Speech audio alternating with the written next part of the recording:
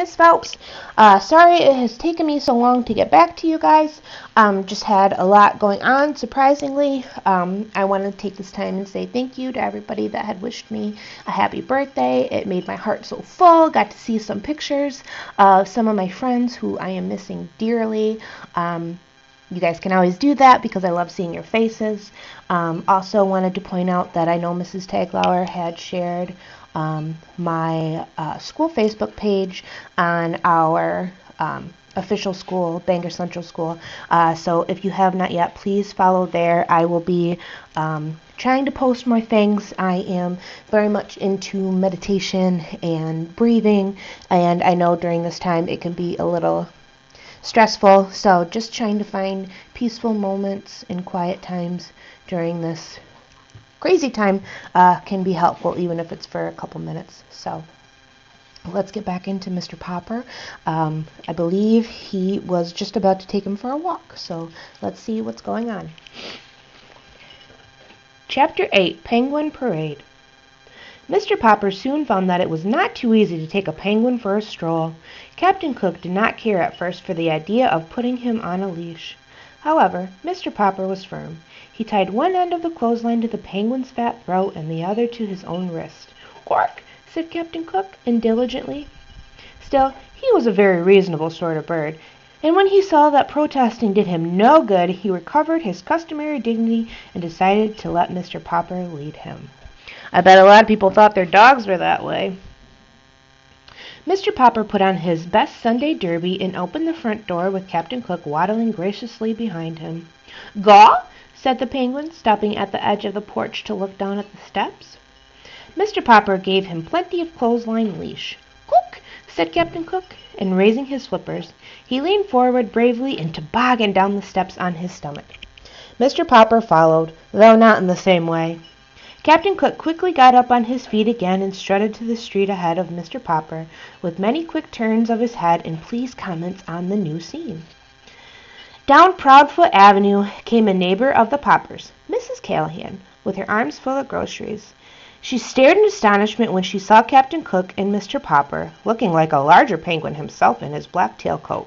"Heavens have mercy on us!" she exclaimed as the bird began to investigate the striped stockings under her house dress. "It isn't an owl, and it isn't a goose." "It isn't," said Mr. Popper, tipping his Sunday derby. "It's an Antarctic penguin, Mrs. Callahan." "Get away from me," said Mrs. Callahan to Captain Cook. "An anteater, is it?" "Not anteater," exclaimed Mr. Popper. "Antarctic. It was sent to me from the South Pole." "Take your South Pole goose away from me at once," said Mr. Callahan. Mr. Popper pulled obediently at the clothesline while Captain Cook took a parting peck at Mrs. Callahan's striped stockings. "Heaven preserve us," said Mrs. Callahan.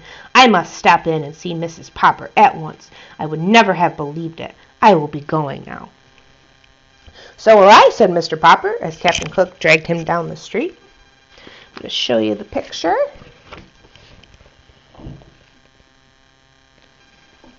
And that is a derby. It's a kind of hat, if you are wondering.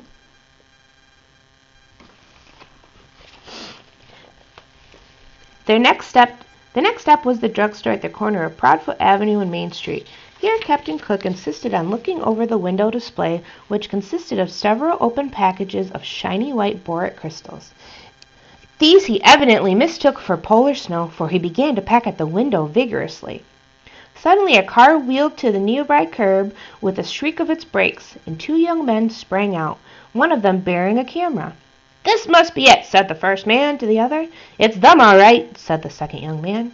The cameraman set up his tripod on the sidewalk. By this time a small crowd had gathered around, and two men in white coats had even come out of the drugstore to watch. Captain Cook, however, was still too much interested in the window exhibits to bother to turn around. "You're Mr. Popper of 432 Proudfoot Avenue, aren't you?" asked the second young man, pulling a notebook out of his pocket. "Yes," said Mr. Popper, realizing that his picture was about to be taken for the newspaper. The two young men had, as a matter of fact, heard about the strange bird from the policeman and had been on their way to the Popper house to get an interview when they saw Captain Cook.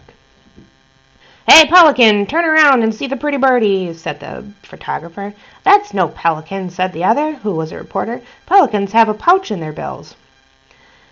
"I think it was a dodo, only dodos are extinct. This will make an elegant picture, if I could ever get her to turn around." "It's a penguin," said Mr. Popper proudly. "Its name is Captain Cook." "Gook!" said the penguin, turning around.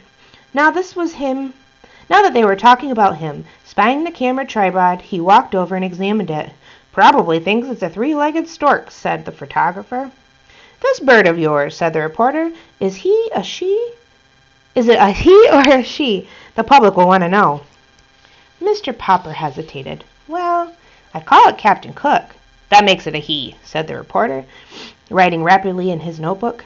Still curious, Captain Cook started walking around and around the tripod till the clothesline, the penguin, and Mr. Popper and the tripod were all tangled up. At the advice of one of the bystanders, the tangle was finally straightened out by Mr. Popper walking around the tripod 3 times in a different direction. At last, Captain Cook, standing still beside Mr. Popper, consented to pose. Mr. Popper straightened his tie and the cameraman snapped the picture. Captain Cook's eyes were shut, and this is the way his picture appeared in the newspaper. "One last question," said the reporter. "Where did you get your strange pet?" "From Admiral Drake, the Southport explorer. He sent him to me for a present." "Yeah," said the reporter. "Anyways, it's a good story." The 2 young men jumped into the car. Mr. Popper and Captain Cook continued their walk, with quite a crowd following and asking questions. The crowd was getting so thick that in order to escape, Mr. Popper led Captain Cook into a barber shop. The man who kept the barber shop had, up until this time, been a very good friend of Mr. Popper. Oh boy, I can't wait to see what happens in the barber shop with Mr. Popper and Captain Cook. Guess we'll have to wait until tomorrow. Again, I'm sorry it took so long. I've missed you. I hope you guys are enjoying Mr. Popper's Penguin.